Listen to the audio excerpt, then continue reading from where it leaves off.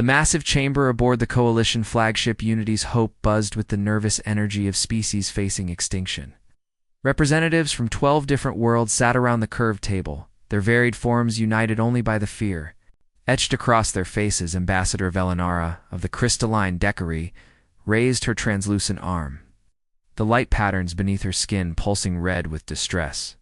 Her voice carried the musical quality of her people, but today it trembled with urgency. The Outer Rim colonies are gone. 47 worlds in just 3 cycles. The Kreth Empire shows no mercy. Beside her, the insectoid Zilani representative clicked his sharp mandibles together in a rhythm that spoke of barely controlled panic. His compound eyes reflected the holographic display showing system after system marked in red. Our fastest ships cannot outrun their swarms. Our strongest shields crack under their bombardment. They do not fight wars, they commit genocide. Around the table, other species voiced similar despair. The floating gas beings, called the Air Moth, had lost their cloud cities to orbital bombardment. The silicon-based Roctor had watched their mountain strongholds crumble under Kreth plasma cannons. Each report painted the same picture, an unstoppable force consuming everything in its path. They do not negotiate, whispered the amphibious Delmari ambassador, her gill slits fluttering with stress. They do not take prisoners. Simp. Erase. The hologram at the center of the table showed the current battle lines. The Kreth Empire's territory appeared as a spreading stain of black, expanding toward the Coalition's core worlds with mathematical precision. Intelligence reports estimated the enemy fleet at over 10,000 ships, each one carrying enough firepower to reduce a planet to ash. Our combined fleets number fewer than 3,000. Admitted Admiral Kolvex of the Coalition Defense Force. The Graying Warrior had fought in 17 campaigns. But never against an enemy like this. Even with our technological advantages, we cannot match their numbers. Every engagement costs us ships we cannot replace.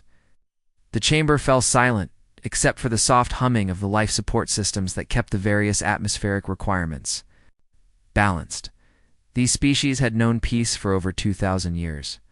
Their ships were designed for exploration and trade. It's not the brutal warfare that Kreth practiced. Then Scout Captain Namara entered the chamber with urgent news. Her people, the bird-like Cathai, served as the Coalition's eyes and ears throughout the galaxy. Her feathers ruffled with excitement as she approached the council table. Honored representatives, we have discovered something unexpected, she announced, her voice carrying the sharp notes of her species. A new world on the galactic rim. Inhabitants call themselves humans. They have recently achieved faster-than-light travel. The council exchanged confused glances. Another primitive species hardly seemed relevant to their crisis, but Nimara continued with growing enthusiasm. These humans are different. Our long-range observations show military installations on every continent. Their ships carry weapons as standard equipment. They organize their entire society around concepts of defense and protection. Admiral Kolvex leaned forward with interest. Are they aggressive? Another potential threat? Unknown, Nimra replied. But they appear to take security very seriously. Perhaps they would understand our situation. The debate that followed stretched for hours. Some argued that involving a primitive species would only create more problems. Others suggested that fresh perspectives might offer solutions the Coalition had not considered. Finally, desperation made the choice for them. 3 days later, the Coalition delegation stood in the receiving chamber of Earth's primary orbital station. The humans who greeted them looked surprisingly calm, given the gravity of the situation being explained. Admiral Gina Kim stood at the center of the human group, her dark eyes studying each alien representative with quiet intensity. Her uniform bore no decorations, but the way the other humans deferred to her spoke of earned authority. Beside her, General Minho Park reviewed tactical data on a handheld device, his weathered face showing no surprise at the scale of the threat described. Commander Suki Lim took detailed notes, asking precise questions about Kreth tactics and capabilities. Velinara stepped forward, her crystalline form catching the station's artificial light. Admiral Kim, our civilization faces extinction. The Kreth Empire cannot be reasoned with or deterred. They will not stop until every coalition world burns. She gestured to her fellow ambassadors.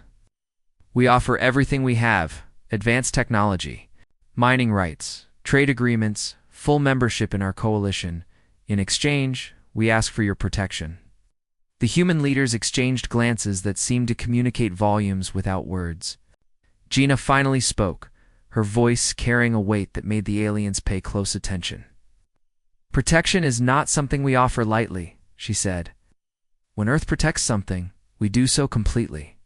There are no half measures, no limitations. Are you absolutely certain this is what you want? The coalition representatives looked at each other with growing confusion. The humans seemed to be warning them about accepting their help, which made no sense given their desperate situation. Have no choice, Velenar replied. Without your assistance, our species will not survive the next cycle. Gina nodded slowly. Then we accept your request. Consider yourselves under Earth's protection as of this moment. The aliens felt relief wash over them like a physical force. They had found allies, they had found hope, but they did not yet understand was that they had also found something far more powerful than they had ever imagined. The first human ship appeared above the Deckery homeworld, just 72 hours after the agreement was signed. Ambassador Velenara watched from her crystal tower as the massive vessel dropped out of hyperspace, its dark hull bristling with weapon arrays she had never seen before, but it was not alone. Within minutes, more ships followed, then dozens, then hundreds. The crystalline ambassador's translucent form flickered with patterns of confusion and growing alarm as human dreadnoughts filled the space around her world. These were not the small defensive vessels she had expected. Each ship was larger than the coalition's biggest explorers. They carried enough firepower to level continents. Captain Hannah Cho stood on the bridge of the Indomitable, the flagship of the 7th Human Defense Fleet.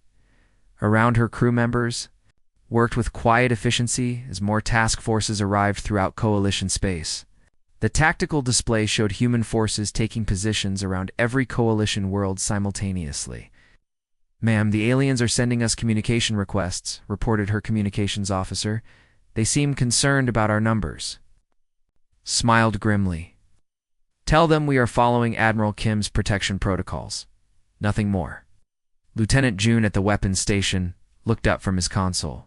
Captain, should we establish defensive perimeters around their planets? Negative, Hannah replied firmly. Admiral Kim's orders are clear. We do not wait for enemies to come to us. Defensive positions are temporary solutions. We eliminate threats at their source. Across coalition space, similar conversations were taking place aboard dozens of human command ships. The aliens watched in growing bewilderment as human forces began moving past their worlds, establishing forward operating bases in neutral space. Between coalition territory and the Kreth Empire, the Zelani representative contacted his government in panic. The humans are not defending our worlds. They are preparing to attack the Kreth directly. This is not what we agreed to. His compound eyes tracked the movement of human supply convoys carrying weapons and equipment toward the front lines. Construction. Ships followed, building massive military stations in empty space. Within days, the humans had created a network of fortified positions that stretched across dozens of star systems. On the amphibious world of Delmoris, the local population gathered at observation platforms to watch human carrier groups deploy fighter squadrons. The sleek human fighters moved in perfect formation, practicing attack patterns that seemed designed for offensive operations rather than planetary defense.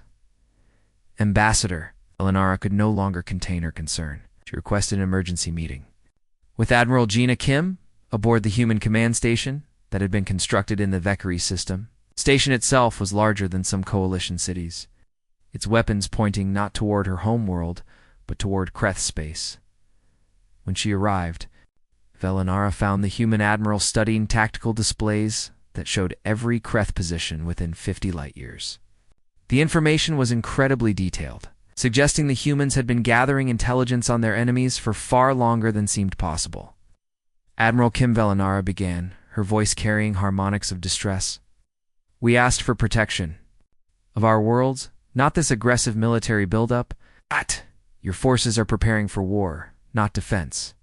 Gina turned from the displays, her expression as calm as it had been during their first meeting. Ambassador, you asked Earth to protect you and your people. We take that responsibility very seriously. She gestured to the tactical screens showing Kreth fleet movements. We do not protect by hiding behind walls and waiting for attack, ensuring the threat cannot reach you. Ever. General Minho Park stepped forward from where he had been reviewing supply reports. His weathered face showed the marks of someone who had seen many conflicts. The Kreth Empire has conquered 47 worlds in 3 cycles. They understand only one language overwhelming force. We will speak to them in terms they comprehend. Velanara S. Form flickered with patterns of confusion. But surely defensive positions around our worlds would be sufficient. Why this aggressive posturing? Commander Suki Lim looked up from her strategic planning table, her voice quiet but firm. Because defensive positions fail. They have always failed against enemies like the Kreth. When we are finished with this threat, it will never threaten anyone again. The ambassador stared at the humans, slowly beginning to understand that she was dealing with a species that thought about conflict in completely different terms than any civilization she had ever encountered. The coalition species built defenses and hoped for the best.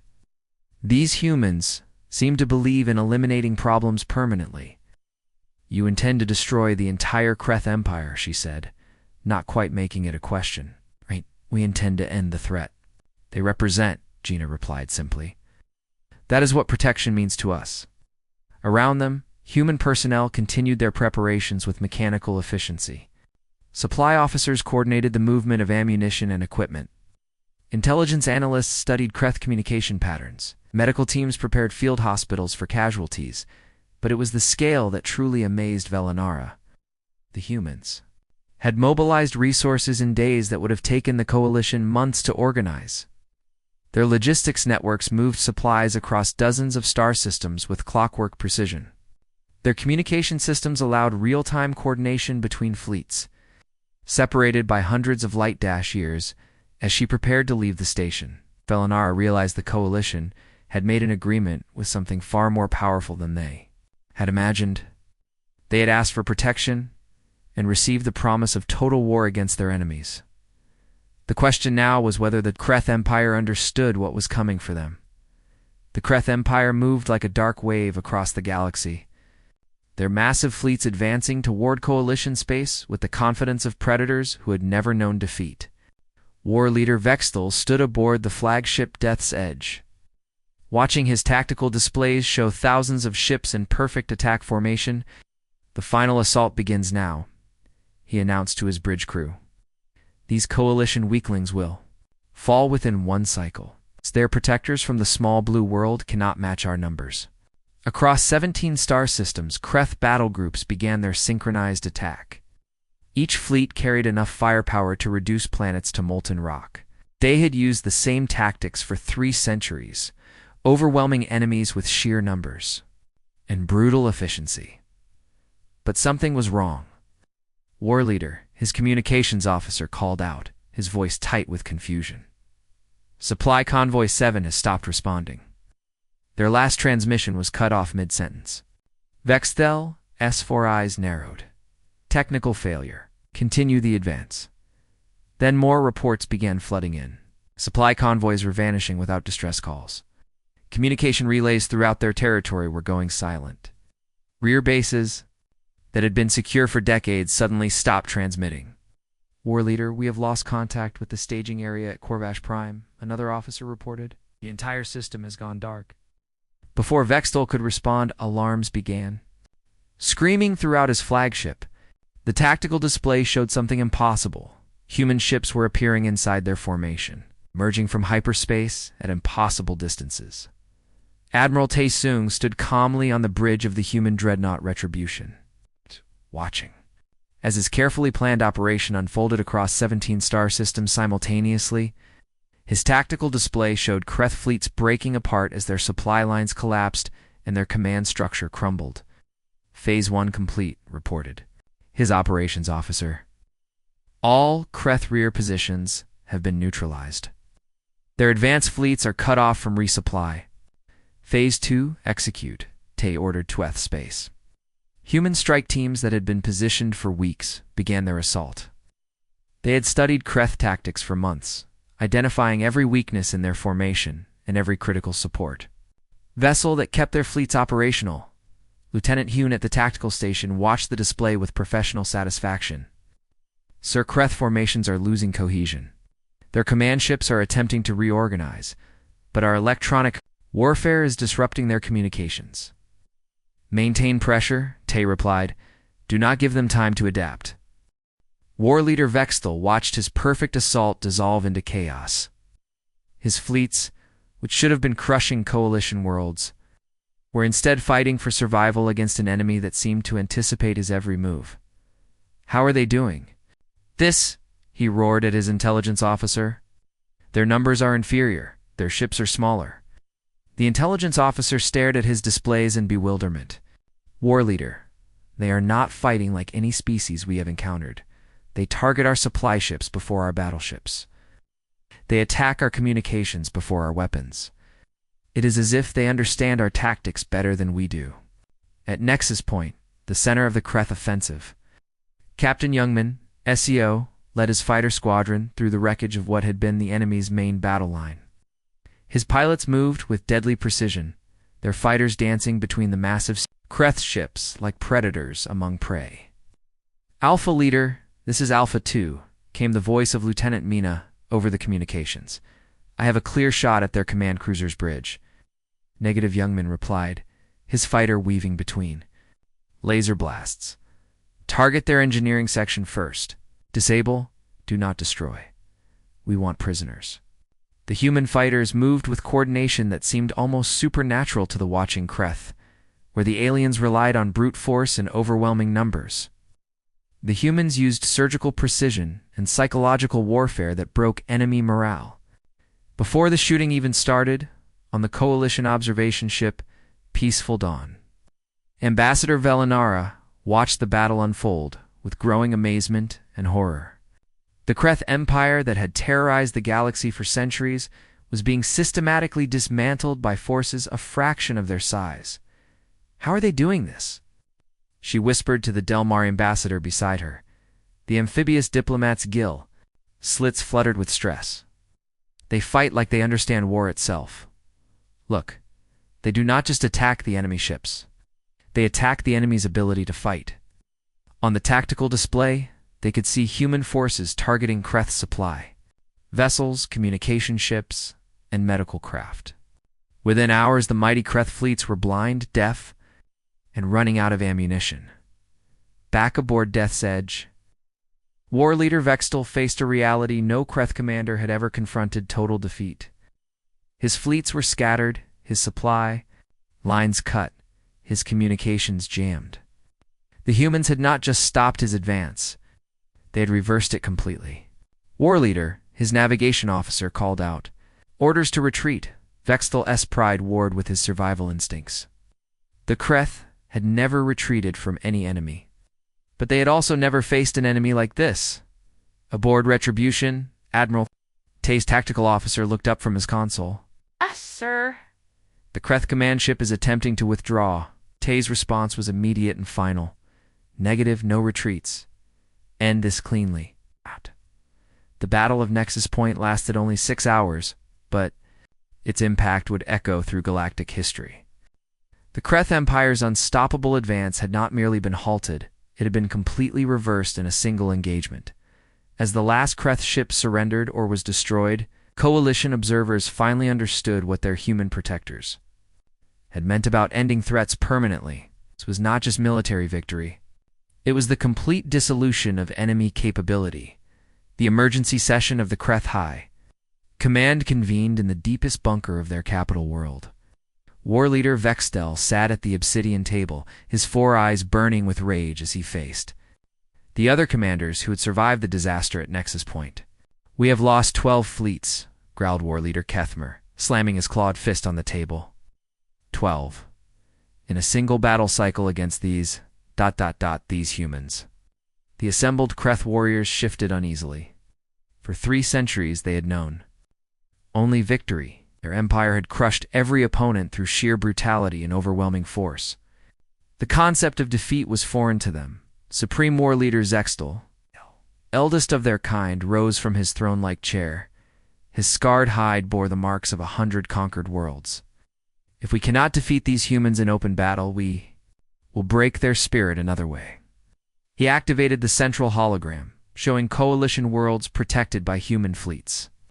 Target their civilians. Destroy the worlds they protect. When they see the cost of opposing us, they will surrender. Other commanders roared their approval. This was warfare as they understood it, total destruction of anything that stood against them. Within hours, Kreth terror fleets launched toward coalition civilian populations. They broadcast their intentions across all frequencies, threatening to reduce entire worlds to ash unless the humans withdrew immediately. The message reached Admiral Gina Kim, aboard her command station in coalition space. She stood before the emergency council session, her expression unchanged as she listened to the Kreth ultimatum. Around her, coalition ambassadors flickered with patterns of terror and despair. "They will destroy us all," whispered Ambassador Velinara, her crystalline form pulsing with distress. "Billions of innocent lives." Gina raised her hand for silence. When she spoke, her voice carried the same calm that had marked every interaction since their first meeting. "The Kreth have chosen to threaten innocence. The parameters of our engagement have changed." She turned to face the assembled alien representatives. "What you witnessed at Nexus Point was warfare conducted under coalition rules of engagement. We showed restraint. We offered mercy. That time has ended." The coalition ambassadors exchanged confused glances. They had thought the Battle of Nexus Point represented the full extent of human military capability. The idea that the humans had been holding back seemed impossible. General Doyon Kong received his new orders. While aboard the assault ship Liberation, in orbit around a recently freed Kreth colony world, his weathered face showed no emotion as he read Admiral Gina's message. But his staff officers noticed his grip tighten on the datapad. Sir asked his operations officer, Major Seo Jin. Join announced, full implementation. Protocols. No restrictions. The Major's eyes widened. Every human military officer knew what that meant. They had trained for it, prepared for it, but hoped never to use it. What followed was unlike any military campaign in recorded galactic history. Human forces did not simply attack Kreth military targets. They began systematically dismantling the Empire's ability to exist as a functioning civilization. Commander Yunabei sat in the communications center of the stealth ship Whisper, coordinating psychological operations across dozens of star systems. Her team had spent months learning Kreth language, culture, and psychology. Now, they put that knowledge to devastating use. Broadcasting on all Kreth military frequencies, reported Lieutenant Kiwan at the communications console. Perfect dialectic match. They cannot distinguish our transmissions from their own command structure. Yuna's broadcasts were masterpieces of psychological warfare. Speaking in flawless Kreth dialect, she offered detailed amnesty terms to any forces that surrendered immediately. But for those who continued fighting, she described in precise technical detail exactly how human forces would dismantle their ships, their bases, and their ability to wage war. The effect was immediate and devastating. Entire Kreth fleets began surrendering without firing a shot. Their commanders, hearing what sounded like official orders in their own language, concluded that resistance was hopeless. On the Kreth industrial world of Mordegath, the local population watched in amazement as human forces arrived not as conquerors, but as liberators. General Doyon's troops immediately began distributing food and medical supplies to civilians who had been oppressed under Kreth rule for generations. "You are now under human protection," announced Captain Nara through translation devices. "Any who cooperate will be treated with dignity and respect. Any who threaten civilians will be removed." The occupied populations, who had expected brutal conquest, instead found themselves receiving better treatment than they had experienced under their Kreth overlords. Word spread quickly through underground communication networks that the humans offered justice, prosperity, protection to anyone who accepted their authority. Coalition observers watched in stunned silence as the Kreth Empire simply began to dissolve, not through military conquest, but through complete organizational collapse. Kreth worlds declared independence and requested human protection. Kreth fleets defected to human forces. The empire that had terrorized the galaxy for 3 centuries was unraveling like a poorly woven cloth. Ambassador Velinara stood in the observation deck of her ship, watching human vessels coordinate humanitarian aid to a dozen former Kreth colonies simultaneously. Simultaneously? They are not conquering the empire, she realized aloud. They are absorbing it. The Zelani ambassador beside her clicked his mandibles in amazement. They offered the Kreth population something their own leaders never did hope. Within 6 months of the Kreth decision to target civilians, their empire had ceased to exist. Not destroyed, but transformed into something completely different. Former Kreth territories had become peaceful. Prosperous worlds under human administration, the Coalition had asked for protection from one enemy, and watched their protectors eliminate that threat so completely that it became a historical footnote. The morning sun cast long shadows across the gleaming towers of the Galactic Coordination Center on Earth. Admiral Gina Kim stood before the massive curved windows, watching shuttles arrive from across the galaxy. Representatives from dozens of species came to this place daily, seeking guidance, requesting protection, or simply reporting the peaceful progress of their worlds. Behind her, the command center buzzed with quiet activity. Holographic displays showed real-time status reports from 847 star systems spread across the galaxy. Green lights indicated peaceful trade routes. Blue markers showed human patrol fleets maintaining order. Not a single red warning light appeared on any display. General Minho Park approached with his daily briefing tablet, his weathered face showing satisfaction rather than the grim concern that had marked the war years.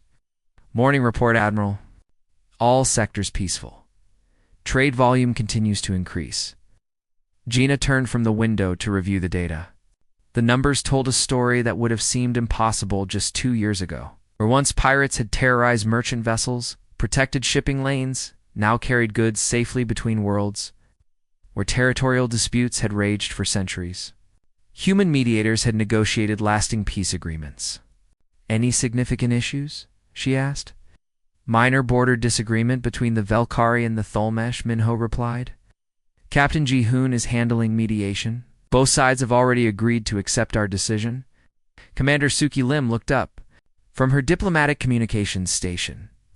Admiral, we have formal requests for Protectorate membership from 3 more species. The silicon-based Kethmori, the aquatic Belthera, and the energy beings called the Lamith. Gina nodded. It was the same pattern that had emerged throughout the galaxy. Species that had initially viewed humans with suspicion now actively sought their protection and guidance. The reason was simple. Human protection worked. Captain Wu Jinnam entered the command center carrying reports from the former Coalition worlds. His role as liaison to the alien species had evolved into something closer to a cultural ambassador. The integration statistics are remarkable, he announced. Former Kreth territories are reporting the highest quality of life indices in their recorded history. He activated a holographic display showing economic and social data from across the galaxy. The worlds that were under Kreth occupation for generations are now thriving. Their populations have full access to education, healthcare, and economic opportunities. The transformation had been unprecedented. When human forces liberated Kreth-occupied worlds, they had not imposed Earth culture or human governance.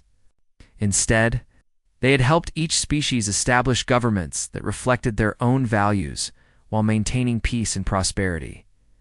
Ambassador Velinara arrived for her weekly briefing, her crystalline form glowing with patterns that indicated deep contentment. The Vekari representative had become one of humanity's strongest advocates among the former Coalition species. Admiral Kim, she said, her musical voice carrying harmonics of satisfaction. I bring wonderful news. The Vekari Council has voted unanimously to formalize our integration into the Terran Protectorate. She gestured with graceful movements that indicated joy in her species' body language. We joined the Zilani, the Morden, the Delmari, and 18 other coalition species in requesting permanent human oversight of our interstellar affairs. Gina smiled slightly. The coalition that had once been 12 desperate species fleeing extinction now encompassed dozens of worlds that had voluntarily chosen human protection. What about the former Kreth populations? Fully integrated and thriving, Velinar replied. The younger Kreth generation has no memory of their old empire. They speak of the liberation as the beginning of their real history. Many serve in human, administrative roles throughout the galaxy. As the ambassador departed, Gina returned to the windows overlooking Earth's capital. The irony of the situation was not lost on her. The coalition had asked for protection from a single enemy and received something far more comprehensive: protection from all enemies. Forever, the galaxy now operated under what historians were already calling the Terran Peace. Human fleets patrolled trade routes that had been dangerous for millennia. Human mediators resolved disputes before they could escalate to violence. Human administrators ensured that no world would ever again face the terror of conquest or oppression. Commander, Suki approached with the latest diplomatic reports. Admiral, the Galactic Trade Commission is reporting record prosperity levels. Crime rates are at historical lows. Even the most remote frontier worlds report feeling secure. Lieutenant Dayon at the intelligence station added, no military conflicts above the local level anywhere in human-protected space. The last pirate organization surrendered 6 months ago. The success of the Terran Protectorate was built on a simple principle that humanity had understood from the beginning: true protection meant eliminating the need for it. Rather than building walls and hoping for the best, humans had created a system where aggression was not just discouraged, but made practically impossible. Gina reflected on the journey that had brought them to this point. The coalition had asked Earth to protect them, expecting defensive fleets and strategic support. They had received instead the complete transformation of galactic civilization. The Terran Protectorate governed, not through conquest, but through invitation. Every species that joined did so voluntarily, recognizing that human protection offered something no other force in the galaxy could provide: genuine, lasting peace. As night fell over Earth, Gina watched the lights of orbital stations carrying representatives from across the galaxy. The small blue world that had once been isolated on the galactic rim now stood at the center of the most peaceful, prosperous era in recorded history. The galaxy was finally safe, and at its heart stood humanity, the species that had understood the fundamental truth about protection: sometimes the best defense is making sure no one ever wants to attack again.